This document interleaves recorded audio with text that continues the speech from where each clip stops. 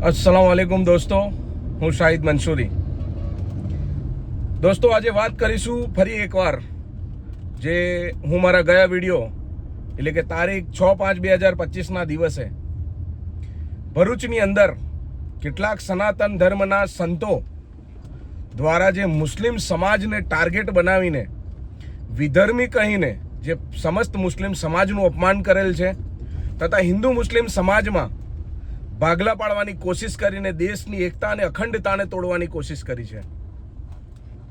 દોસ્તો, આવા લોકો પર આજે વાત કરીશું કે ગત તારીખ 29/4/2025ના દિવસે ગુજરાત રાજ્યના ભરૂચ જિલ્લાની અંદર શ્રવણ ચોકડી પરથી શક્તિનાથ સ્કૂલ સુધીને એક રેલી નીકળી હતી અને એ રેલીનો મુખ્ય ઉદ્દેશ હતો કે મુસ્લિમો પાસેથી રોજિંદા જીવનમાં વપરાતી વસ્તુઓનો સામાન ન ખરીદવો જોઈએ।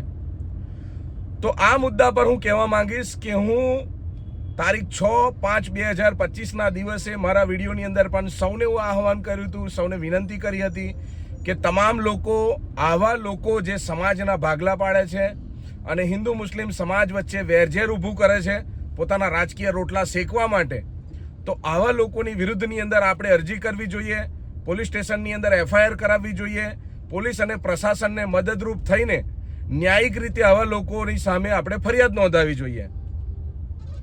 જેના મુદ્દા પર મારી પર ઘણા બધા મેસેજ પણ આવ્યા છે અને ફોન પણ આવ્યા છે અને મને કહેવામાં આવેલું છે કે ભાઈ ખરેખર આ વસ્તુ સમાજને ભાગલા પાડવાની જે આ લોકોએ કૃત્ય કરેલું છે એના વિરુદ્ધની અંદર પગલાં લેવા જોઈએ।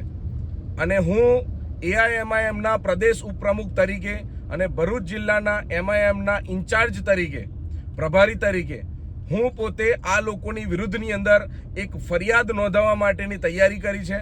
અને ગત તારીખ 8/5/2025ના દિવસે હું ભરૂચ SP સાહેબને તથા કલેક્ટર સાહેબને, ગુજરાતના ગૃહમંત્રી સાહેબને, મુખ્યમંત્રી સાહેબને તથા ગુજરાતના જે IG સાહેબ છે એમને પણ હું એ લેખિતની અંદર રજૂઆત કરેલ છે અને રજૂઆત દ્વારા દર્શાવેલ છે રેલીના ફોટોગ્રાફ્સ અને જે નર્મદા ચેનલે જે મુસ્લિમ સમાજને વિધર્મી કહ્યા છે એના પણ એવિડન્સ હું આપ્યા છે।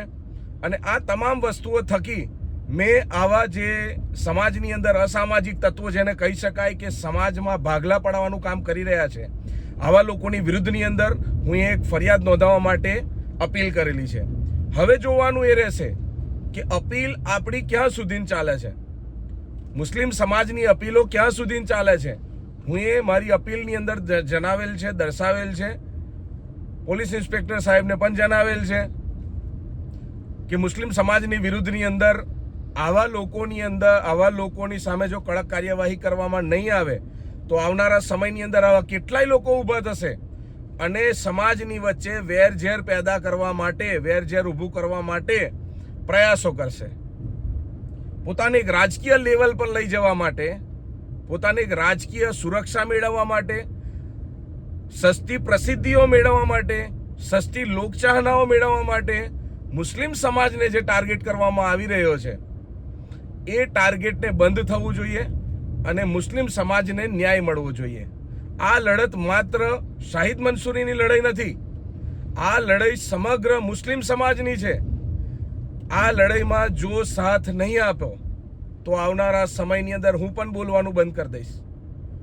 જે હિન્દુ સમાજના લોકો છે કે જે 90થી 95% લોકો મુસ્લિમ સમાજને સહકાર આપે છે, સદભાવનાથી જીવે છે, મિત્રતાથી જીવે છે, આવા લોકોને પણ બદનામ કરવા માટેના કાવતરા ઘડી નાખેલા છે। અને આવનારા સમયની અંદર આ લોકોને જો સજા નહીં મળે તો લોકોને ન્યાય પરથી ભરોસો ઉઠી જવાનો છે। માટે હું ભરૂચ જિલ્લાના SP સાહેબને તથા ભરૂચ જિલ્લાના કલેક્ટર સાહેબને પણ વિનંતી કરું છું કે આવા લોકો જે સમાજમાં હિન્દુ મુસ્લિમ સમાજનો દ્વેષ ઊભો કરાવીને આવનારા સમયમાં કોમ્બાત જેવી પરિસ્થિતિઓ ઊભી કરાવવાના હેતુથી સમાજમાં ભાગલા પાડવાનું કામ કરે છે, તો જેથી કરીને આવા લોકોની વિરુદ્ધમાં કાયદેસર કાર્યવાહી કરવા માટે મારી માંગ છે। સાથે સાથે મિત્રો, જે ભારત પાકિસ્તાનનું યુદ્ધ થયું પહેલગામના હુમલા બાદ, તો એ યુદ્ધની અંદર એઆઈએમઆઈએમના રાષ્ટ્રીય અધ્યક્ષ અને બેરિસ્ટર અસદુદ્દીન ઓવૈસી સાહેબ દ્વારા સતત પાકિસ્તાન પર હમલાવર થઈને પાકિસ્તાનીઓને મુંહતોડ જવાબ આપીને કહ્યું છે કે ઇસ્લામ ભારતીય મુસ્લિમોને શીખવાડવાની જરૂર નથી. ભારતીય મુસ્લિમો પહેલેથી જ ઇસ્લામને જાણે છે, ઇસ્લામને ફોલો કરે છે, પૈગંબર મોહમ્મદ સાહેબના દરેક આદેશનું પાલન કરે છે, કુરાનનું પાલન કરે છે. તમારે પાકિસ્તાનીઓને, ભારતવાસીઓને કોઈ જ સલાહ આપવાની જરૂર નથી. ભારતના મુસ્લિમો પોતે એટલા કેપેબલ છે કે દરેક સમસ્યાનો સામનો કરી શકે છે. પાકિસ્તાનીઓ દ્વારા યુદ્ધ દરમિયાન કહેવામાં આવ્યું કે ભાઈ પાકિસ્તાન ભારતીય મુસ્લિમોની સાથે છે, અમારે તમારા સાથની કોઈ જરૂર જ નથી, અમારે તમારા કોઈ સહકારની જરૂર નથી. હિન્દુ મુસ્લિમ સમાજના જે ઝઘડાઓ ચાલે છે, અમુક લોકોના મતભેદ વિષય પર, અને જે હિન્દુ મુસ્લિમ સમાજ પરસ્પર શાબ્દિક યુદ્ધ કરે છે કે એકબીજા પર હમલાવર થાય છે, એકબીજા પ્રત્યે મન દુઃખ રાખે છે, આ ભારત દેશના હિન્દુ મુસ્લિમ સમાજનો આપસી મામલો છે, પોતાનો મામલો છે. આ અમારો ઘરેલું મામલો છે. એમાં તમારે પાકિસ્તાનીઓએ પડવાની જરૂર નથી. અને ભારત દેશના તમામ હિન્દુ મુસ્લિમ સમાજના તમામ લોકો આ વાતને, આ વિષયને સારી રીતે જાણી લે કે બેની વચ્ચે ત્રીજો આવશે તો ત્રીજો જ ફાવવાનો છે. ભારત દેશમાં જ્યારે 3 દિવસ સુધી યુદ્ધ ચાલ્યું ત્યારે દરેક નાગરિક ભારતીય આર્મીની સાથે હતો, સીમા સુરક્ષાના જે જવાનો છે એમની સાથે હતો દરેક વ્યક્તિ, દરેક નાગરિક, એ પછી હિન્દુ હોય કે મુસ્લિમ હોય. પરંતુ જ્યારે સીઝ ફાયર કરવામાં આવ્યું તો એ સીઝ ફાયર સમજમાં નથી આવતું.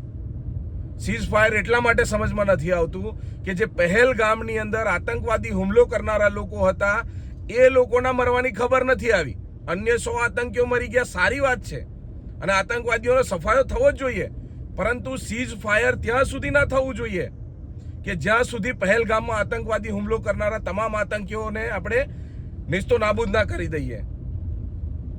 પાકિસ્તાન એ આતંકવાદીઓની ભૂમિ છે, ભિખારીઓનો દેશ છે, ગરીબોનો દેશ છે, પણ એ દેશ દ્વારા વારંવાર આતંકીઓને પનાહ આપવી અને આતંકીઓ માટે પાકિસ્તાનની ભૂમિનો, પાકિસ્તાનની જમીનનો ઉપયોગ થવો એ ભારત દેશ માટે આવનારા સમય માટે પણ ખતરો છે. માટે આ સીઝ ફાયર ન થવું જોઈએ. અને સીઝ ફાયર થયું તો ભારત દેશના પ્રધાનમંત્રી નરેન્દ્ર મોદી કે ગૃહમંત્રી અમિત શાહ આવીને ઓફિશિયલી એલાન કરવું જોઈએ કે સીઝ ફાયર થયું. પરંતુ ના, વિદેશના રાષ્ટ્રપતિ આપણને જણાવે છે કે ભારત પાકિસ્તાનનું સીઝ ફાયર મેં કરાયું છે. અરે એનું શું કામ હતું? ભારત દેશના જે વડાપ્રધાન છે, ભારત દેશના ગૃહમંત્રી છે, ભારત દેશના રક્ષામંત્રી છે, એમના દ્વારા સીઝ ફાયરનું ઓફિશિયલી એનાઉન્સ થવું જોઈએ ને. પરંતુ ના, એમ નથી થયું. જેથી કરીને આ વસ્તુ શંકાના દાયરાની અંદર આવે છે કે ભારતીય નાગરિકોને હજુ સુધી ન્યાય નથી મળ્યો. પહેલગામના જે શહીદો છે અને એમની ઓરતો જે વિધવા થઈ છે, જેમના સિંદૂર ભૂસાયા છે, એમને ન્યાય નથી મળ્યો. એ લોકોને આપણે, આતંકવાદીઓને આપણે હજુ ખતમ નથી કરી. આપણા ઓપરેશન અધૂરા છે હજુ. અમેરિકાના રાષ્ટ્રપતિ ડોનાલ્ડ ટ્રમ્પ દ્વારા કહેવામાં આવ્યું કે ભારત અને પાકિસ્તાન બંને સમજદાર દેશો છે અને ત્યાંના આગેવાનો અને લીડરો એ સારા વ્યક્તિત્વ અને સમજદાર લોકો છે. તો મારે કહેવું છે કે અમેરિકાના રાષ્ટ્રપતિને ક્યાંથી પાકિસ્તાનના રાષ્ટ્રપતિને, પાકિસ્તાનના વડાપ્રધાન સમજદાર લાગ્યા? પાકિસ્તાન તો આતંકવાદીઓનો દેશ છે, પાકિસ્તાન ભિખારીઓનો દેશ છે. તો પછીને ભારતની બરાબરીની અંદર પાકિસ્તાનને મૂકવાની જરૂર શું? કાશ્મીરના મુદ્દાને યુએનની વાત કરે છે કે આંતરરાષ્ટ્રીય મુદ્દો છે. કાશ્મીર 1000 વર્ષ જૂનો મુદ્દો છે એવું અમેરિકાના રાષ્ટ્રપતિને કહેવું છે. પણ અમારું કહેવું છે કે કાશ્મીરનો મુદ્દો એ અમારો પોતાનો મુદ્દો છે, એમાં આંતરરાષ્ટ્રીય લેવલ પર લઈ જવાની કોઈ જરૂર નથી. કાશ્મીર અમારું હતું અને અમારું જ છે અને ઇન્શાઅલ્લાહ અમારું જ રહેશે. કાશ્મીર ભારતનો જ હિસ્સો છે અને ઇન્શાઅલ્લાહ ભારતમાં જ રહેશે. પણ વિદેશી તાકાતો પાકિસ્તાનને ઇનડાયરેક્ટલી મદદ કરે છે અને અફસોસની વાત એ છે કે ભારતના જે નેતાઓ છે, સર્વોચ્ચ પદ પર બેઠેલા છે, આ લોકો આ વાતને સમજી નથી શકતા. જે પાકિસ્તાનની મનસા છે ભારત દેશને સતત હરાવવાની કે ભારત દેશને તકલીફો પહોંચાડવાની, આ મનસાઓની અંદર અમેરિકા સાથ આપી રહ્યું હોય તેમ દેખાઈ આવે છે. મિત્રો, જ્યારે સીઝ ફાયર કરવામાં આવ્યું ત્યારે ભારતમાં એટલી તાકાત હતી કે ભારત પાકિસ્તાનને ઘૂંટણો પર લાવી શકતું હતું, પરંતુ ના, એમ કરવામાં નથી આવ્યું. પાકિસ્તાનને સમય હતો બે ટુકડામાં વિભાજિત કરી દેવાનો, પણ ભારતના આગેવાન નેતાઓએ આ વસ્તુ નથી કરી, જે ખરેખર શર્મસાર છે. પાકિસ્તાનની સજા એ જ છે કે પાકિસ્તાનને ટુકડે ટુકડામાં વહેંચી નાખવું જોઈએ. અખંડ ભારત બનાવવાનું આપણું જે સપનું છે, સપનું આપણું ત્યારે જ પૂરું થશે. એલઓસી લેવા માટે જે ભારત દેશની અંદર પીઓકે જે પાકિસ્તાન દ્વારા કાશ્મીરને ઓક્યુપાઈડ કરી લેવામાં આવ્યું છે, એ આપણું કાશ્મીર આપણે લેવાનો સમય હતો. આ જ્યારે યુદ્ધ શરૂ કર્યું ત્યારે આ સમય હતો આપણે, પરંતુ ભારત દેશના આગેવાનો જે નેતાઓ છે એમના દ્વારા, અને ખુદ મારું પણ માનવું છે કે દેશની સરકાર દ્વારા આમ નાગરિકો સાથે અન્યાય થયો છે, અને આ યુદ્ધનું રિઝલ્ટ, યુદ્ધનું પરિણામ એ સીઝ ફાયર ન હોવું જોઈએ. પાકિસ્તાનને ટુકડે ટુકડામાં વહેંચી નાખીએ અને દુનિયાને ભારત દેશની તાકાત, ભારત દેશના સૈનિકો દ્વારા જે નિડરતાથી યુદ્ધ લડવામાં આવી રહ્યું છે એની તાકાત દર્શાવવાનો સમય છે, એના તાકાત દેખાડવાનો સમય છે. માટે ભારત દેશનો દરેક નાગરિક આવા સમયમાં ભારતીય સુરક્ષાના જે સિપાહીઓ છે, સૈનિકો છે, એમની સાથે તન મન ધનથી ખડે પગે ઉભેલો છે, અને આવનારા સમયની અંદર આ આતંકીઓ નિસ્તો નાબૂદ થવા જોઈએ એવી અમે આશા રાખીએ છીએ, અને એવી અમારી માંગ પણ છે. સાથે સાથે આપણો આજનો જે મુદ્દો હતો કે ભરૂચમાં જે અસામાજિક તત્વો દ્વારા હિન્દુ મુસ્લિમ સમાજને કુંભાત કરાવીને ઝઘડો કરાવવાના, લડાવવાના જે રેલીઓ કાઢવામાં આવી છે, જેના આયોજન કરવામાં આવ્યું છે, તો એ આયોજકો પર ફરિયાદ દાખલ થવી જોઈએ. એ જે મહારાજો છે, સંતો છે, એમના પર પણ ફરિયાદ દાખલ થવી જોઈએ.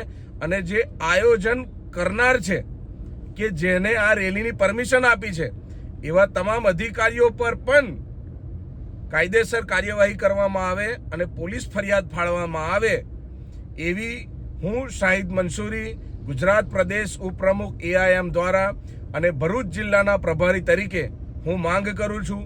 જો આમ કરવામાં નહીં આવે, આવા અસામાજિક તત્વોની સામે કાયદેસર કાર્યવાહી કરવામાં નહીં આવે, તો આવનારા સમયની અંદર ઓલ ઇન્ડિયા મજલિસ ઇત્તેહાદુલ મુસ્લિમીન પક્ષ દ્વારા ગુજરાત રાજ્યના વિધાનસભાના ગેટ નંબર 1ની સામે રસ્તા રોકો આંદોલન કરીને વિધાનસભાનો ઘેરાવો કરવા માટે હું આંદોલનની ચીમકી પણ ઉચ્ચારું છું. દિન 10ની અંદર આવા તમામ લોકોની સામે ફરિયાદ દાખલ કરવામાં આવે એવી મારી માંગ છે. અસ્સલામુ અલૈકુમ.